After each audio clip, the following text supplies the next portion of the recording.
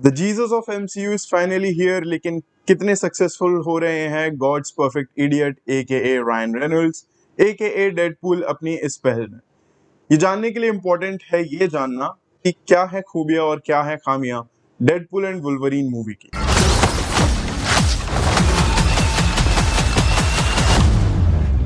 तो सबसे पहले चलते हैं इस मूवी के पॉजिटिव्स की तरफ। एमसीयू में डेडपूल की एंट्री को लेकर फैंस का जो सबसे बड़ा कंसर्न था वो ये था कि डिज्नी की वजह से कहीं ऐसा ना हो कि मूवी टोन डाउन कर दी जाए अपने यूजुअल डेडपूल के आर रेटेड स्टैंडर्ड्स के कंपैरिजन में। हालांकि ऐसा बिल्कुल नहीं हुआ है, चाहे अगर हम बात करें लेवल ऑफ ह्यूमर की या फिर लेवल ऑफ वायलेंस की। It's all hardcore Deadpool.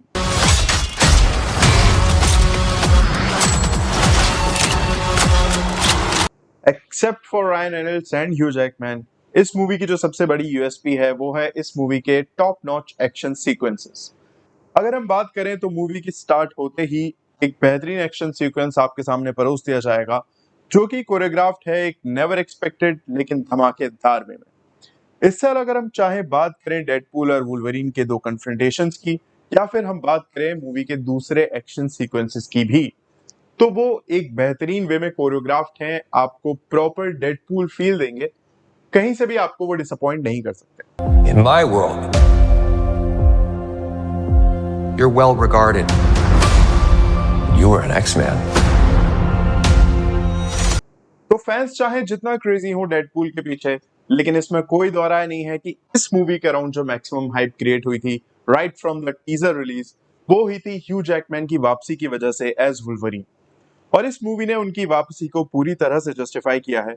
जहां लोगन मूवी का वुल्वरीन एडमेंटियम पॉइजनिंग और एजिंग की वजह से स्लो डाउन हो चुका था, ये वाला जो वुल्वरीन है इस वर्जन को अपने पीक लेवल स्ट्रेंथ और एजिलिटी पे दिखाया गया है। बॉटम लाइन ये है कि वुल्वरीन आपको फुल फ्लेजेड एक्शन में दिखेगा और कभी आपको लगेगा ही नहीं कि ह्यू जैकमैन ने इस रोल से कोई ब्रेक भी लिया था। डेडपूल एंड वुल्वरीन की जो एक और सबसे बड़ी हाईलाइट रही है वो है इसके कैमियोज और रेफरेंसेस।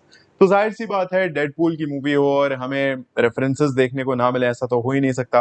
अगर फॉक्स में रहते हुए डेडपूल की तरफ से हमें एमसीयू के कई सारे रेफरेंसेस मिल सकते हैं, तो मार्वल सिनेमैटिक यूनिवर्स में एंट्री के बाद जाहिर सी बात है कि हमें और ज्यादा अनएक्सपेक्टेड रेफरेंसेस देखने को मिलेंगे। वहीं अगर बात करें कैमियो की, तो एमसीयू का मर्जर हो रहा है फॉक्स के साथ, डेडपूल की एंट्री हो रही है एमसीयू में, साथ ही साथ ना सिर्फ लोगन की वापसी हो रही है बल्कि मार्वल सिनेमैटिक यूनिवर्स में एंट्री भी हो रही है। तो फैंस एक्सपेक्ट कर रहे थे कि उन्हें यहाँ पे बहुत सारे कैमियोज देखने को मिल सकते हैं, और ऐसा हुआ भी।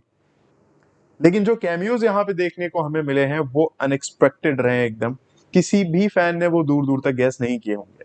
तो ये सारे ही कैमियोज और रेफरेंसेस कहीं ना कहीं आपको इंट्रीग बनाए रखने के लिए काफी है मूवी में। Stop it.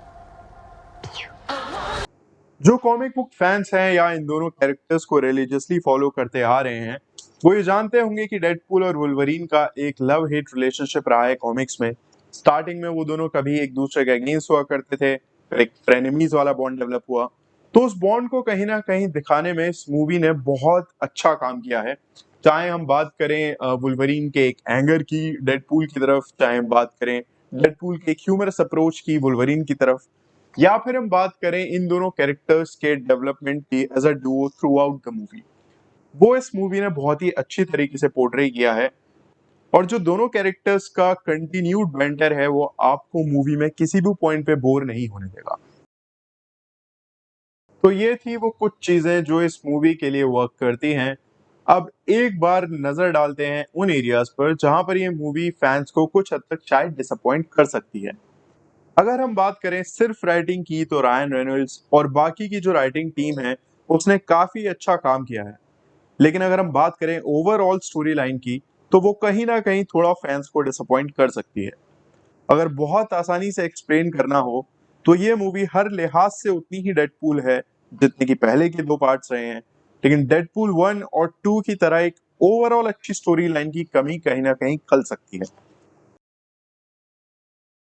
तो ये बात किसी से छुपी नहीं है कि एंड गेम के बाद से एमसीयू का जो फ्यूचर है वो काफी अंधेरे में चल रहा है एक तरीके से, या फिर हम कह सकते हैं कि उन्होंने काफी शॉट्स लिए लेकिन कुछ भी स्ट्राइक नहीं कर रहा है उतने जोर से। तो ये मूवी कहीं ना कहीं एक रिडेम्पशन मूव मानी जा रही थी एमसीयू के फ्यूचर को लेके। लेकिन हकीकत में इसका एमसीयू पर ओवरऑल इम्पैक्ट जो रहा है वो नेग्लिजिबल है अगर देखा जाए तो। उम्मीद ये थी कि इस मूवी के साथ एमसीयू का कोर इशू जो है, यानी कि scattered plot with loop holes, वो फिक्स किया जा सके। लेकिन ये मूवी एमसीयू के सेवियर के बारे में ना होकर पूरी तरह से डेडपूल और वुल्वरीन के एडवेंचर्स के बारे में है, जो कि कोई खामी नहीं है। लेकिन फैंस एक्सपेक्ट कर रहे थे कि ये मूवी एमसीयू के गोल्डन फेज को वापस लेके आएगी, वो कहीं ना कहीं सिर्फ इस मूवी से होते हुए नहीं दिख रहा है। तो गाइस, ये था एक no spoiler review Deadpool and Wolverine के ऊपर मेरी तरफ से। ये इस चैनल का पहला वीडियो है। हम इस पे और भी तमाम तरीके के रिव्यू सीरीज लाते रहेंगे। साथ ही साथ नियर फ्यूचर में मैं इस पे फैंटेसी डेथ बैटल्स लाने का भी सोच रहा हूँ। ओवरऑल अगर आप में मेरी ही तरह एक फिल्मी कीड़ा है तो please hit the subscribe button और वीडियो को लाइक करें।